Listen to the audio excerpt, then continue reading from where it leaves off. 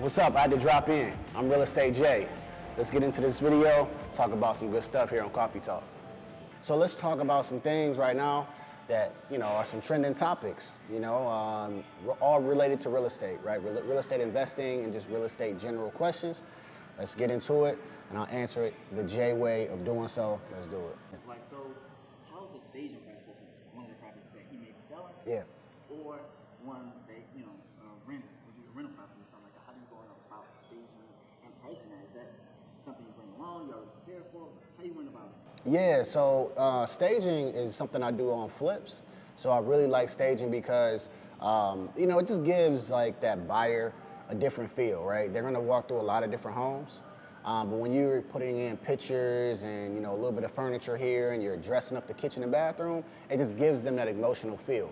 So when you're selling a house, it's all about emotion, right? Think about it. When you walk through a house, you're gonna either love it or you're gonna hate it. And if you love it, it's gonna stick with you. So we just do things, I do called a semi-stage, which is just do some things in the kitchen, the bathroom, let's put some pictures up, let's put some rugs down, let's make it feel homey. And I'll tell you what, the few flips I've done has really, really helped.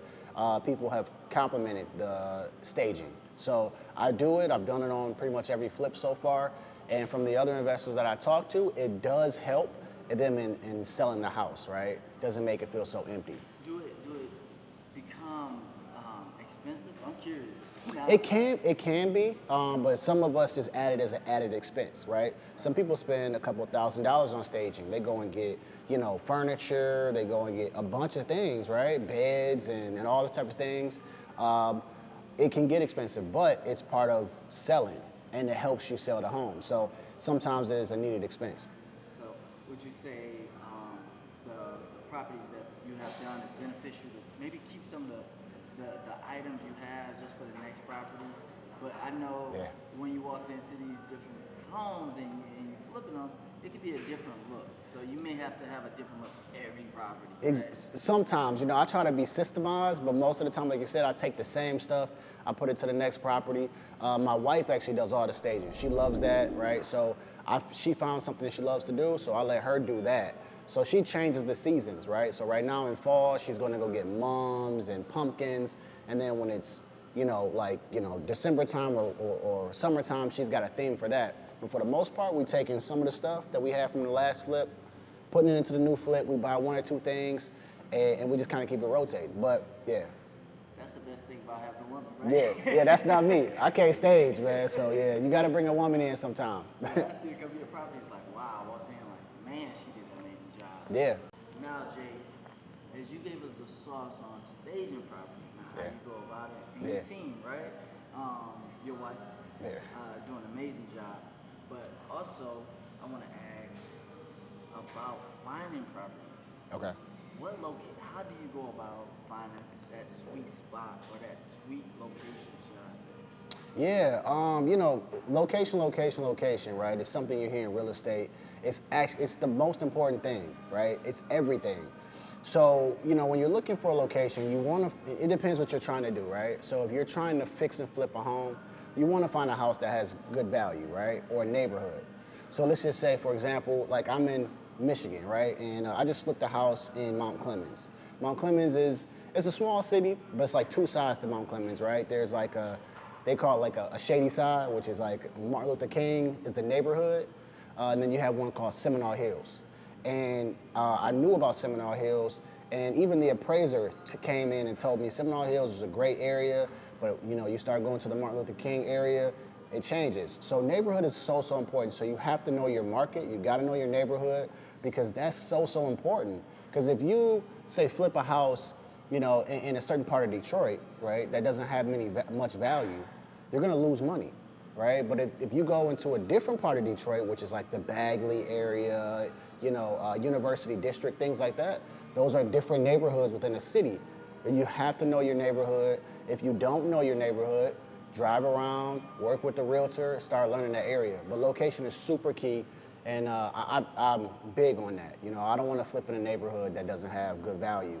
Now, as far as a rental standpoint, you want to make sure whichever area you're going to rent in has good rental rates. Know about those people that rent in that area. You know, again, that comes down to location. So location is everything. So Jay, how do you find a price or the going rate, price or what have you in that location, that particular location? Yeah, man, that's a big key, right? So there's so many different ways, but I'm gonna tell you the best way that I find the price of a home, right? I get comps, right? Comps, super, super important. It gives you the accurate data of how much that house is worth. So for example, if, again, I'm in Michigan, so I'm gonna use some Michigan references. So if I'm in the city of Roseville, and let's say I'm in a certain area, I'm gonna figure out how many bedrooms, how many bathrooms, does it have a basement, what year was it built? I'm gonna find the same house within like a half a mile or a mile radius that's the exact same. If it's a ranch, I'm looking for another ranch that's a 3-bedroom, 1 bath, basement, within that half a mile to a mile radius, right? Again, these are all things you're gonna get from the comps. And the comps are gonna tell you the story. It's gonna tell you this house is worth $220,000. This house sold for $215,000. This is how long it sold for. So that's the science behind it. You wanna get comps, you get them from a realtor, so you might as well just reach out to me, you know what I'm saying? I work for EXP, I'll give them to you. But that's how you find the price of a home. You know, it's just getting the comps. You know, going on Zillow and Redfins, man, scratch all that. Get some comps from a realtor, get the real data, and you find out how much the house is worth. Perfect, man. Great answer. Now you accommodate the property. Now it comes down to, all right, am I gonna buy this? The numbers look good. Now should I get an inspection? How do I go about getting that to make sure I'm making the right decision? Because I don't want to buy, a property that's just not up to par. That's going to cost me more money and time. How do I go about finding somebody to do that? So I want to answer this 2 ways: from a retail buyer and as an investor. Yes. So as a retail buyer, you should be getting an inspection on a home that you're going to put your family in, right? There's been a lot of things going on the last 2 years with people waiving inspections and things like that to get into a house, right? Because everybody gets emotional about buying. Get an inspection. Find a home inspector in the area, right? Sometimes they charge somewhere between $150 to $200. They're going to inspect the entire home from the foundation to the roof to the outside. It's so, so important to get an inspection because they're going to give you a report of everything, right? They're gonna tell you, hey, I found mold in the attic. We found these things that you're not gonna see. It's so important to get, for a retail buyer to get an inspection. So that's one thing for the retail part, get an inspection. It's too important to miss. So for an investor, right, our inspections are a little different because sometimes we're buying a house with cash, but still, I do inspections. I deep dive into these inspections because I usually put 7 to 10 days as my period, and I'm putting in all my contractors. I'm bringing in my HVAC guy, my roofer, my plumber, everybody within that time frame so that I can get a scope of work. So as an investor, when you do an inspection, you definitely want to look at everything, but your main thing is you want to get a scope of work. How much are you going to charge me to update my HVAC system, right? How much is it going to cost me for the cosmetic and cabinets? What I do is I try to get as many as my contractors in. Some people I have to pay for, but I'd much rather pay for them and know how much it's going to be, or if they find something I didn't account for. So that way I can go back to the seller and say, hey, this is what we're going to need for a deduction, or this is outside of my scope. After you inspect the property and everything comes out good or bad, right? Okay. We discussed on both ends. What's the next step? We did mention demo and stuff like that. So demo and Dumpster. Dumpster. Yeah, man. So like as an investor, The 2 Ds, they're important. As an investor, right? So once you get everything, you closed on this property, right? You ready to get to work. I'm telling you, the houses that I bought, when you look at a house with all the garbage and debris everywhere, it is a big task, right? You look at that thing, you're like, man, where do I start? I'm telling you right now, you want to get a demo done and you want to get a dumpster, right? Because once the house is cleaned out, you're gonna feel so much more fresh. You're gonna say, okay, cool, I can start my project, I can see my work. So that's the first thing you wanna do. When you get into a property, you wanna find out how much is it gonna cost to demo your cabinets and demo your bathroom and clean up all the debris that's in there, because sellers leave a bunch of garbage.